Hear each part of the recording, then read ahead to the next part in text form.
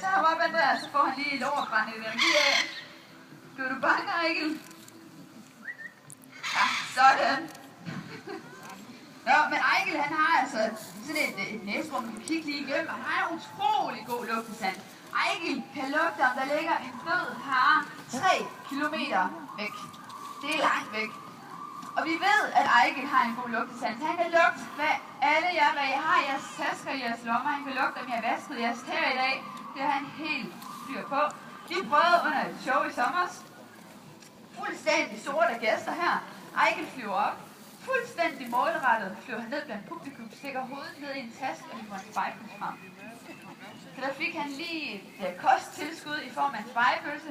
Og det er imponerende. Du kan forestille jer at kunne lugte, hvad der er i jeres tasker. Det kan han altså. Så han får en masse indtryk ved at få lov at flyve hen over jer. Så den grib her, den kommer altså jo fra Sydamerika, og det er jo smart, den har en god lugtesand. Fordi